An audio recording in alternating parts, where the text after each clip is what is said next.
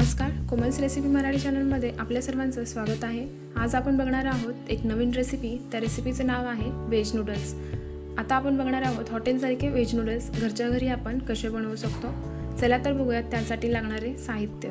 त्यासाठी मी इथं घेतलेला आहे बारीक चिरलेला कांदा, बारीक चिरलेली शिमला मिर्च, बारीक चिरलेले गाजर, बारीक चिरलेला कोबी, बारीक चिरलेली कांद्याची पात, 2 ते 3 हिरवी मिरची, अद्रक लसूण पेस्ट, 2 ते 3 चमचे शेजवान चटणी, नूडल्स मसाला, चवीनुसार मीठ आणि सोया सॉस।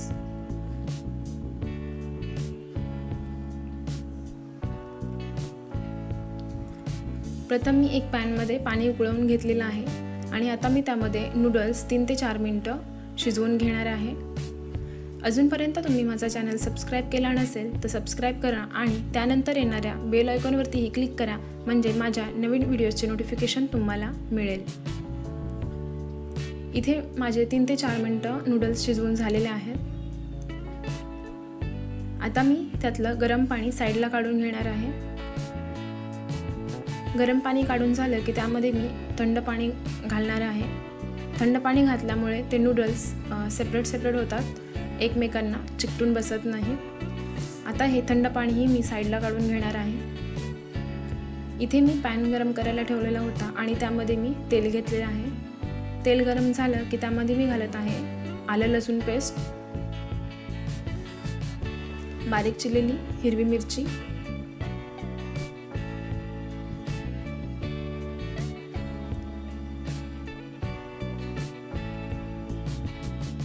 हे भाजून झालं की त्यामध्ये मी घालत आहे बारीक चिरलेला कांदा,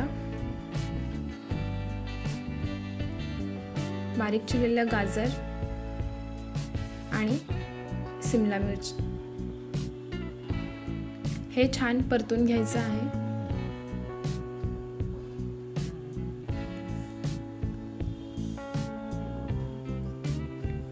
आता मी त्यामध्ये ऍड करत आहे चवीनुसार मीठ। आपल्याला ह्या भाज्या 2 ते 3 मिनिटं फ्राय करून घ्यायच्या आहेत। याला जास्त फ्राय करायचं नाहीये।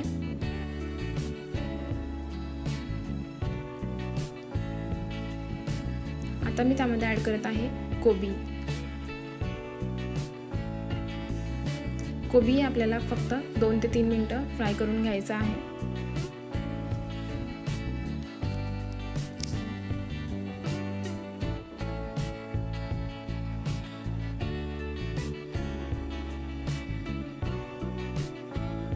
इथे माझा कोबी फ्राय करून झालेला आहे। आता मी त्यामध्ये ऍड करणार आहे 1 चमचा सोया सॉस,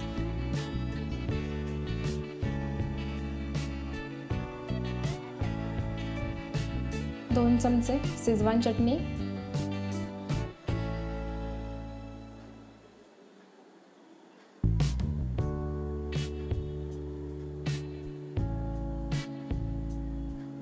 आणि 1 चमचा टोमॅटो केचप ऑप्शनल आहे, तुम्हाला हवं तर तुम्ही घालू शकता किंवा नाही घातलं तरी काहीच हरकत नाही।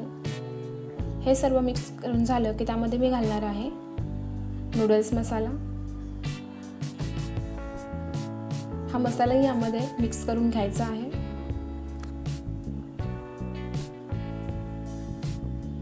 मसाला मिक्स करून झाला की त्यामध्ये मी आता घालणार आहे नूडल्स। इथे तुम्ही बघू शकता की सगळे नूडल्स आपले सेपरेट झालेले आहेत।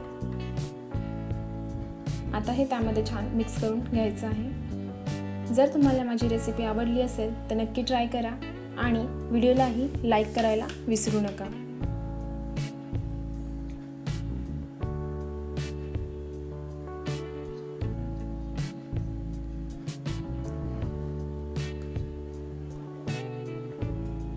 तुम्ही माझा व्हिडिओ शेवटपर्यंत पाहिलात त्यासाठी धन्यवाद। पुन्हा भेटूया एका लवकरच छानशा रेसिपीसोबत। थँक्यू।